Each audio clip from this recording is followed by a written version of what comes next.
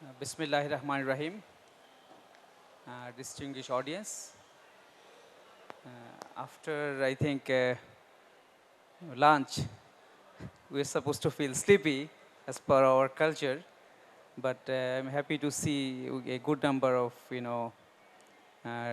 distinguished audience. They are sitting here. So we are starting at 2:40 or so. We have to finish it by 3:30 plus minus. Uh, First, I would thank the organizer to give us an opportunity to, in fact, chair the panel as well as invite all of us to this panel discussions titled Cybersecurity. Let's make our smart cities cyber safe. So, without further ado, I would just give my introductory thought, followed by we'll have couple of presentations and as well as discussions. These days, what we say smart cities must be cyber safe. In fact, cyber safe came later on, but smart cities in the developed world, it came much before. So we are experiencing an evolution of smart cities through though our country, Bangladesh, is lagging behind. These emerge from innovations in information technology and creating new economic and social opportunities. And of course, it poses challenges to our security and expectation of privacy. Interconnection via smartphones and gadgets is very normal these days. We have seen, when we were coming to this venue, starting from billboards here, there, and the expo here, the smart energy meters, smart devices, security devices, smart appliances, all are being used in many cities, and we are also coming up. Our homes, cars, public venues, and other social systems are becoming their path to the full connectivity known as Internet of Things. And for this, a set of standards are required. So standards are evolving for all of these potentially connected systems, which I just mentioned. These will lead to unprecedented improvements in the quality of life of the people. To benefit from them, city infrastructures and services are changing with new interconnected systems for monitoring, control, and automation. There are good number of researches on this, and it has started in the late 90s in different parts of the world, in different universities. One of such research includes challenges like security and privacy, where security includes illegal access to information and attacks causing physical disruptions in service availability.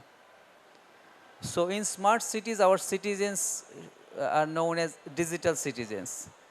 These digital citizens are more and more instrumented with data availability about their location and activities. Privacy seems to disappear then. If I just give an example of privacy, if our citizen is not much aware, then without knowledge we would give out many things, and that is happening in different parts of the world.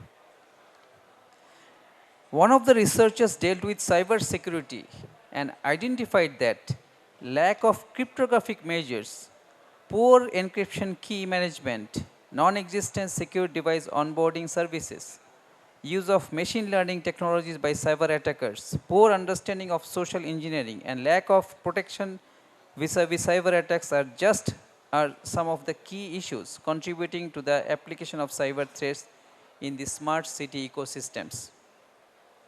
Additionally, lack of digital security investment and will unfortunately jeopardize the key elements of intelligence, efficiency, and sustainability of future smart city deployments. In a smart city, every service is digitally managed, where electricity availability is a must. Digital Bangladesh Vision 2021 is already set by the government and we are at a transition point. Our cities are gradually evolving to a smart cities in bits and pieces, I would say. So a smart city without cybersecurity is completely unsafe. So to discuss on the cybersecurity and vis-a-vis the cyber smart city, our panelists have already been introduced. So without much time, I would just request our first panelist from Malaysia, Cybersecurity Malaysia, Dato Dr. Haji Amiruddin bin Abdul Wahab, Chief Executive Officer of Cybersecurity Malaysia, to present on the smart city cybersecurity. He would take approximately 10 to 15 minutes, and this will be followed by second panelist. Over to Dato Amiruddin.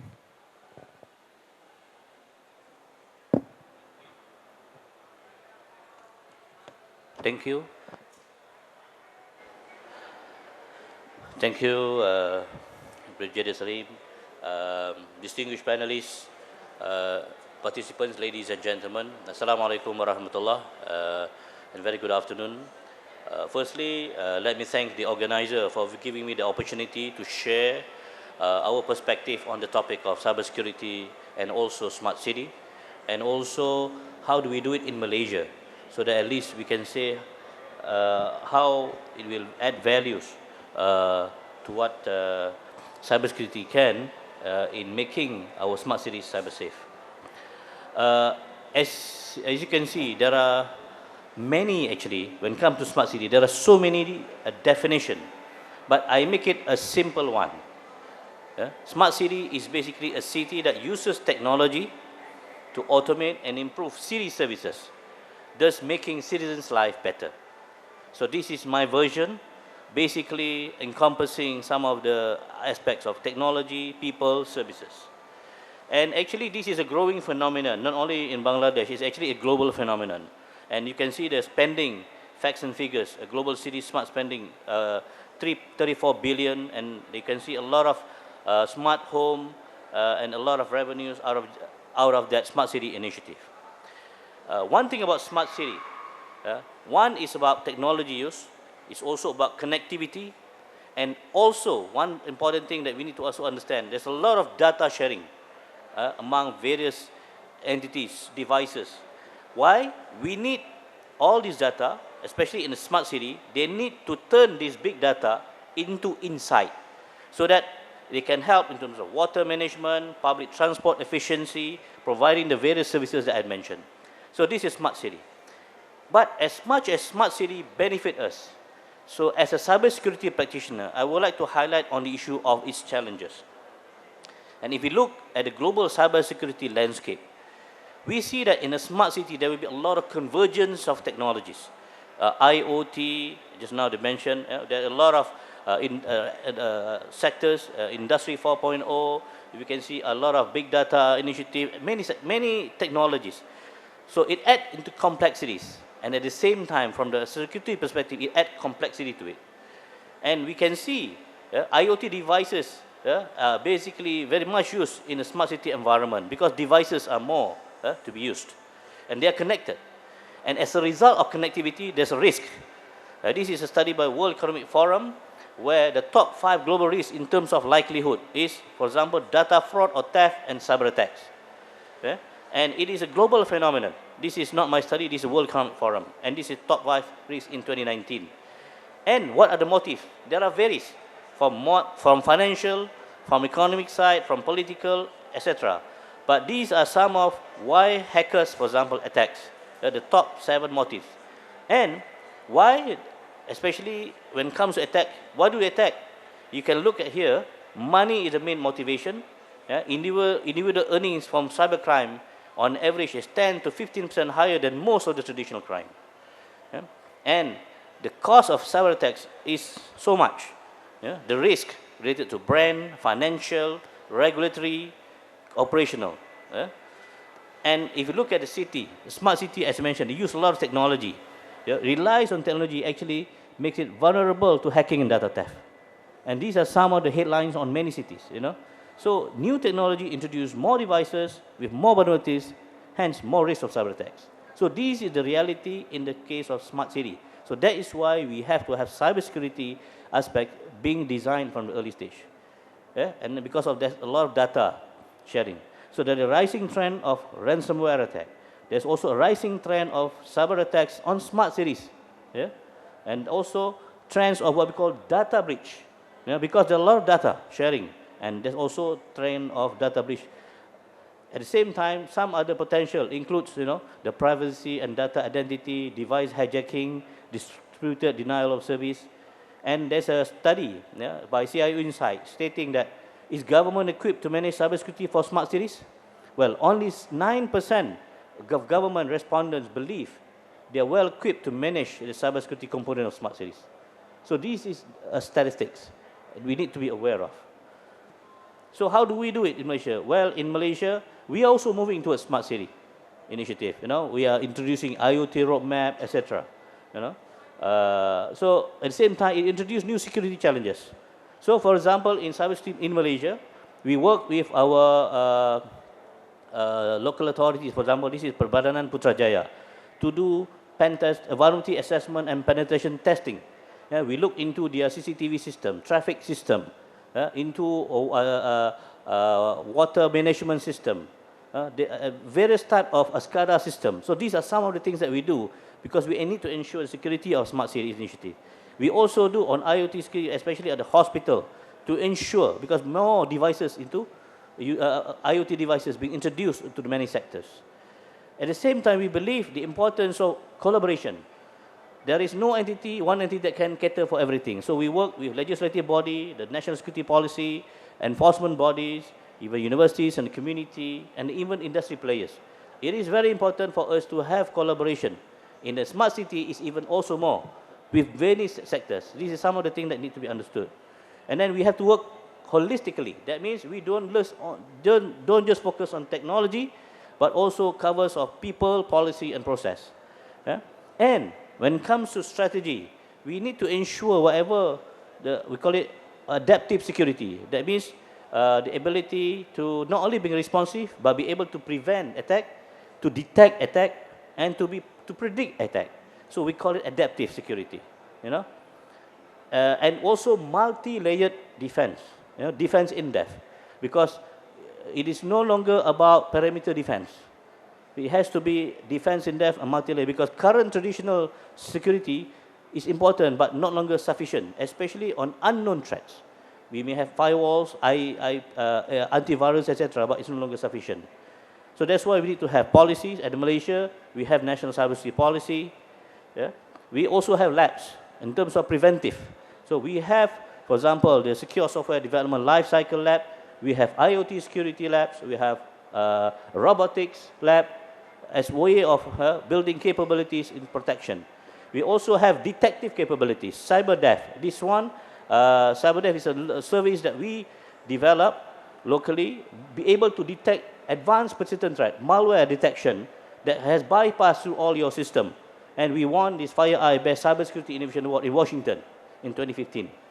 And all our labs are internationally compliant. And we help, for example, this global guideline for digital forensic lab. We help Interpol in developing those guidelines for 194 member countries. Our digital forensic lab is the first SCLAP accredited lab in APAC. And we believe also the important aspects of people. So we have different layers of engagement, capacity building, from CyberSafe, which is community awareness building, engagement, to competency training on Cyber Guru, and finally, at the last one, the professional certification for global ACE. And as a result, we produce many services based on the NIST framework, from responsive to proactive, etc. And some of the awards, most recent one, we won the Best Cybersecurity ASEAN Capture the Flag competition hosted by Australia against 10 countries. And also, there is this picture, one of my colleagues in Brazil, where we were accredited by Interpol for our contribution helping Interpol to develop the global guideline for digital forensic lab. So in conclusion, in a very short, this 10 to 15 minutes, it's basically, when it comes to cybersecurity and when it comes to smart city, a proactive and comprehensive measures is needed to address evolving cyber threats. So We need a cyber security protection that is dynamic, holistic, innovative, and adaptive. We also need to strengthen domestic and global security and interagency cooperation, public, private, academia. And that's why, for example, by being here, we hope to work closely with various sectors in Bangladesh in building up cooperation. And also, being prepared is the key to prevent cybersecurity problems. We do not want just being responsive to attacks. We need to be able to prepare, and by being prepared, as I mentioned just now, we have to have adaptive security. That means preventive measures is there, detective measures is there, and also predictive measures is there, leveraging on the various technologies. So with that, thank you very much.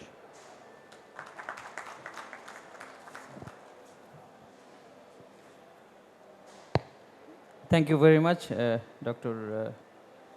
Dr. Haji Amiruddin for his wonderful talk. Dato Dr. Amiruddin, he mostly covered the Malaysian experience with respect to smart city and beyond. He mentioned about importance of connectivity as well as data sharing. This should be done, in fact, extensively in a smart city. So what is the, what is going to happen and what are the challenges we are likely to have when data sharing is being done in a big way in a smart cities, plus the risk management, cyber attack, and he also highlighted ASEAN experience as well, how ASEAN is dealing with smart cities. But at the end of his talk, I could gather that what he hinted is having a strong in-house team. So far as Bangladesh is concerned, we should have our strong team to provide, a cyber safe smart city. So we have to develop our own team in phases so that we can take care of, cyber threat in a smart city. So with this, we do have a next panelist from Bangladesh, Mr. Taimur Rahman, Acting CEO and Chief Corporate and Regulatory Affairs Officer of Banglalink Digital Communication Limited. So over to Mr. Taimur. Thank you.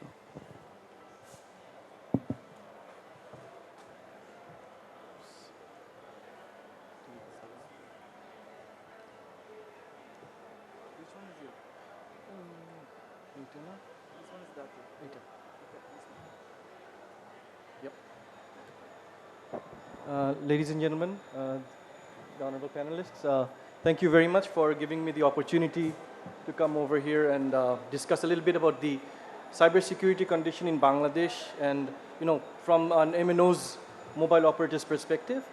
If I just go to the basics,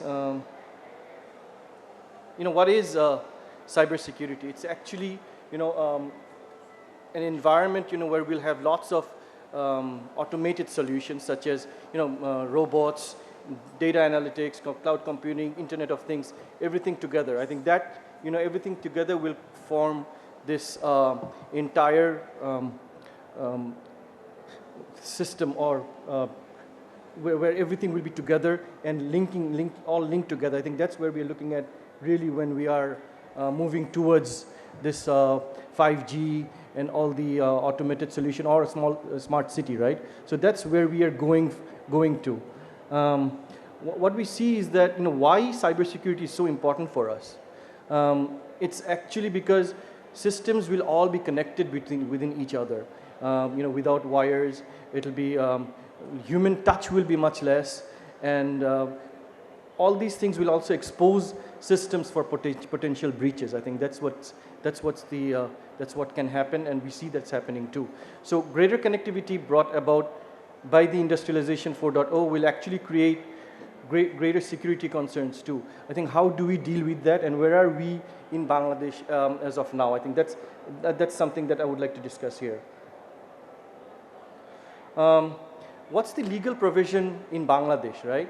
So from MNO's side, what we have is actually we need to follow three regulations basically. One is the Digital Security Act that we have in Bangladesh that was launched in 2018.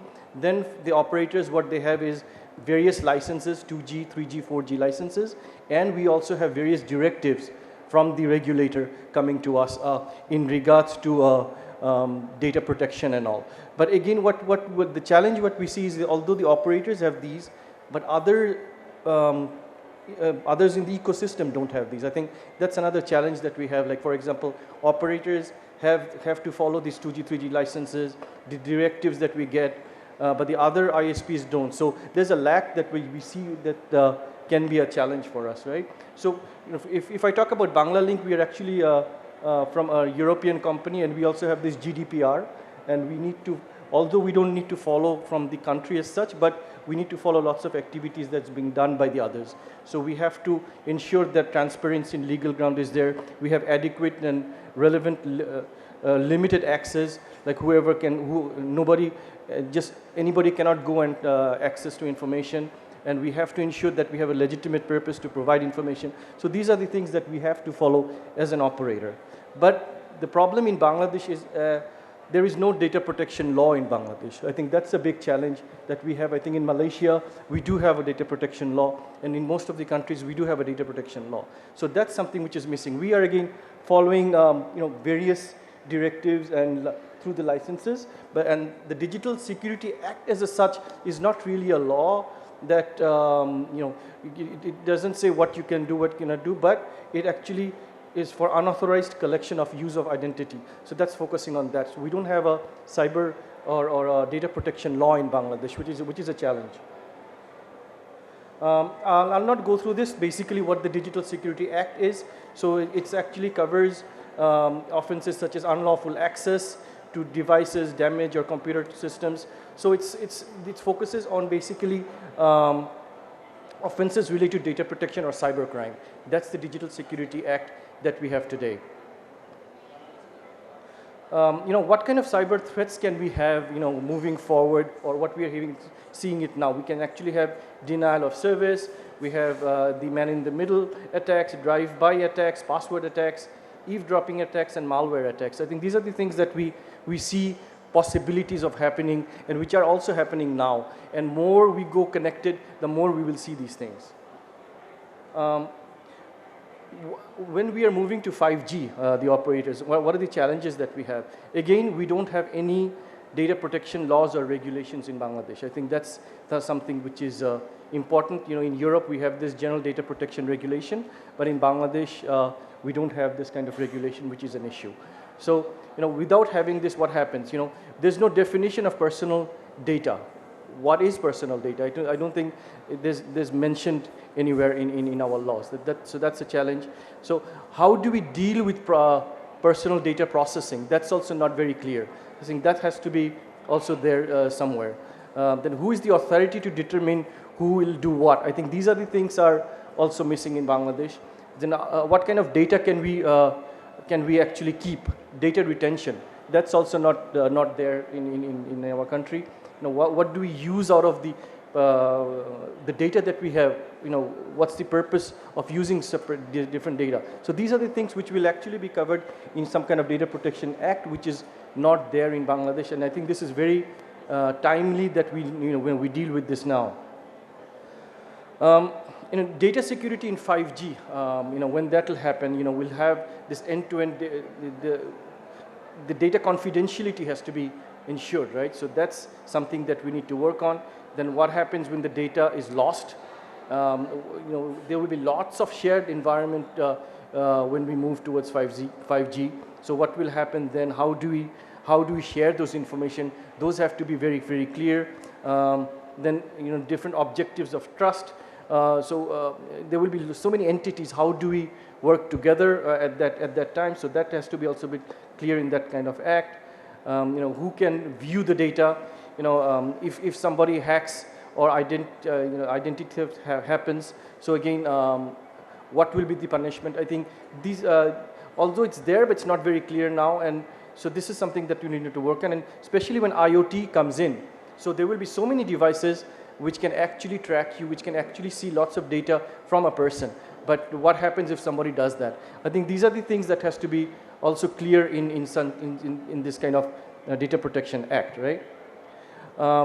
From again the operators, what have we done till now? I think we have really high control to access rights, like who can do what, the information that can be fetched of the subscribers that we have, that's very regulated, and we always ensure that only few people can access that, and also it has to be as per the legal requirements and as per the regulations that we have. So these are the things that we always monitor. But the problem is, again, the operators such as us do monitor these kind of things, but again the ISPs or the other entities that are there, we don't know whether that's being done too. Again, so these are the challenges that I think we need to work on moving forward. In terms of government support, I think there's no big data policy or regulation in Bangladesh. I think that's something which is very important, because as we say that, the data of the people are now being used, for marketing and for lots of activities, but there's no regulation as such for these activities in Bangladesh. And again, there's no cybersecurity standard policy. And then also what I just talked about, there are regulatory discrepancies, like the operators have kind of are bound to do something, the ISPs or the other telco entities, they are not bound to do those things. So it's not very normalized. I think that's something that we need to work on. And of course, the reduced static regulation, by that is we need to evolve. The regulations, what we still have is of 2008, 2009. So now with the last 10 years, lots of things have changed, and change is happening so fast. I think that's something that we have to evolve with the regulations that we have right now. In conclusion, I think Digital Bangladesh, when we started, I think we have already stepped in the industrial revolution of 4.0, and now we need to ensure that, with this rapid industrialization and this telecommunication and digital field evolving so fast, we really need to ensure that we have the proper regulations in place, regulations that are evolved, and we can actually be beneficial to the people of the country. I think that's something that we really need to focus on. And again, cybersecurity is actually really a vital activity to ensure that we can move forward in the digitization of the country. Right? Thanks.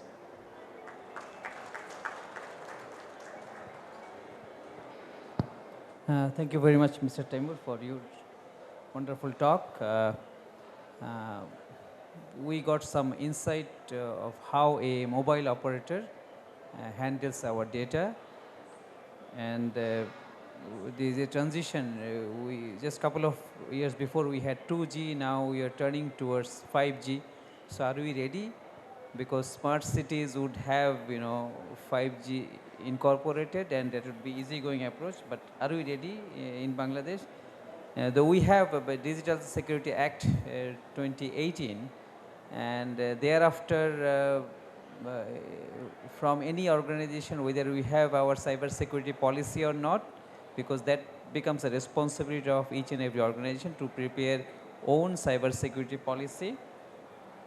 And data protection law, that would be a regulatory requirement too when we approach towards a smart city. So after Mr. Taimur, we have one from India, but prior to that, I would like to, because my Indian friend is Bengali. Only I have friend from Malaysia, he doesn't understand Bangla, so I want to take a chance here and to say something in Bangla. Mr. Taimur has mentioned about digital Bangladesh. I have an experience, and future is bright. I just wanted to mention that. কয়েকদিন আগে আমি আমার রাতে বেলা হঠাৎ করে print দরকার পড়া ছিল, কালার প্রিন্ট করা একটা কপি, জরুরি একটা প্রিন্ট করা দরকার ছিল। ক্যান্টনমেন্টে না, ক্যান্টনমেন্টের বাইরে আমি একটা জায়গায় ছিলাম। সো প্রিন্ট করার জন্য আমি পেন ড্রাইভ নিয়ে বের হয়ে গেলাম। রাত তখন বাজে 10:15 থেকে 10:30। সো কোনো একটা জায়গায়, একটা মোড়ে একটা মুদির দোকান, ওখানে লেখা আছে যে প্রিন্ট করা হয়, তারপরে অনেক কিছু লেখা, ফটোকপি প্রিন্ট করা হয়। ওখানে আবার মুদির দোকানে যা পাওয়া যায় সবই অ্যাভেলেবল। তো ওখানে ঢুকলাম, ঢোকার পরে বললাম, ভাই আপনারা প্রিন্ট করেন? বলে হ্যাঁ। দোকানে বসা ছিলেন এক ভদ্রলোক বিক্রেতা, সাথে একটা ছোট্ট মেয়ে, 5-6 বছরের বেশি বয়স হবে না। সে আবার ওই যে দোকানের ওই সেলফ থাকে না, ওর উপরে বসা, ওর উপরে ওর পাশে একটা ছোট্ট টিভি, টিভিটা হবে 14 ইঞ্চ এরকম সাইজের টিভি। তো পাশে বসে সে ওই কার্টুন দেখছে আর জুস খাচ্ছে, বাবা আর মেয়ে আর কি এখানে। তা আমি বললাম যখন প্রিন্ট করব, ওই বিক্রেতা বাবা আমাকে বললেন যে ওকে দেন, মানে মেয়েকে পেন ড্রাইভটা দিতে বললো। আমি চিন্তা করলাম এটা এটা কী বলছে, ওকে পেন ড্রাইভ দিতে, আমি পেন ড্রাইভটা দিলাম। বললো যে মা ইয়ে কর, ওই কালার কর্ড লাগা। পরে দেখি একটা প্রিন্টার আছে নিচে, প্রিন্টার থেকে 2টা ইউএসবি কর্ড, এক 2টা প্রিন্টারে কানেক্টেড, একটাও ব্ল্যাক অ্যান্ড হোয়াইট আর একটা কালার। এটা আমি দেখে বুঝতে পারছি। তো মেয়েটা করলো কি, ওই ব্ল্যাক অ্যান্ড হোয়াইটের আগে নিশ্চয়ই কোনো ক্লায়েন্ট প্রিন্ট করতে দিয়েছে, ওটা খুলে কালারে লাগালো। তারপরে বললো মা এই পেন ড্রাইভ ওপেন কর। মেয়েটা দেখি পেন ড্রাইভে ঢুকে পেন ড্রাইভে আমার ফাইলও বের করলো। ফাইল বের করার বলে যে প্রিন্টারে কালার লাগা। ওই প্রিন্টারে কালার আবার সেটও করলো। কালার সেট করার পরে বলে এখন প্রিন্ট কর। বাবা কিন্তু অন্য কিছু বিক্রি করছে, আরেকটা ক্লায়েন্ট চলে আসছে, কি ব্রেড কিনছে, এগুলো বিস্কিট কিনছে, আর সাথে মেয়েকে গাইড করছে। আর মেয়ে ঠিকই কালার সেট করলো প্রিন্টারে, করে আমার প্রিন্ট কমান্ড দিল। আমি দেখলাম ট্রে দিয়ে একটা কী জানি কাগজ বের হয়ে আসলো, প্রিন্টেড, কালার প্রিন্টেড, যেটা আমার requirement. I was so amaze to see. And 5 বছরের একটা মেয়ে এটা কি করছে। তখন প্রিন্ট যখন বের হয়ে আসলো, আমি বাবাকে জিজ্ঞেস করলাম আপনার মেয়ে কি পড়াশোনা করে নাকি ব্যবসা করাচ্ছেন এখন থেকেই? বললো স্যার আপনাদের দয়ে পড়াশোনা করে, ক্লাস 1-এ পড়ে, ক্লাসের ফার্স্ট গার্ল, শহরে পড়ে। বললো ফার্স্ট গার্ল, সব কিছুতে হাইয়েস্ট মার্ক পায় সবসময় আপনাদের দোয়ায়। So this is our future, this is digital revolution in Bangladesh. আমরা কিন্তু বুঝতে পারছি না শহরে বসে কোথায় চলে গেছি। To tell you frankly, I just narrated a story of a 5 years girl, how she is in a shop with his father, how she is printing a color document for me. So our smart city is not, is just, in the next door. So that's why, we made this morning and we are mentioning about the Vision 2021 of Digital Bangladesh. And I'm sure after 2021, by now it's a revolution. If you visit the rural areas, you will see what is the revolution which have been taken place within short time. So smart city is not, much behind, I can tell you. So with this, I just want to hear the experience of Indian context from Mr. Sushobhan Mukherjee. He is a Bengali based in Kolkata.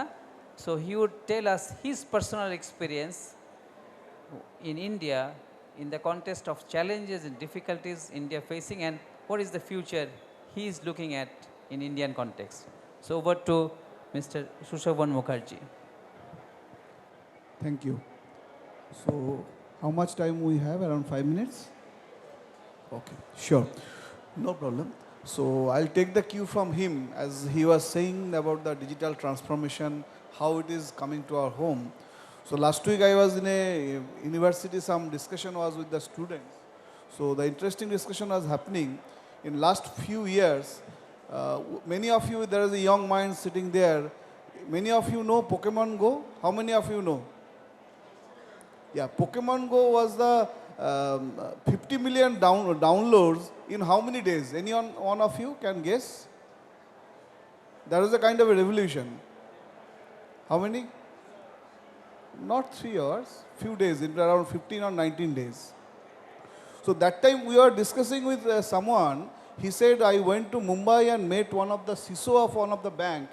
He says, my son is already past engineering, he doesn't do anything. He sits home, does something in his computer, so he's just relaxing, he's doing nothing. So someday, after say 1 month or so, he has received a courier and he has seen inside the envelope there is a check of 37 lakhs.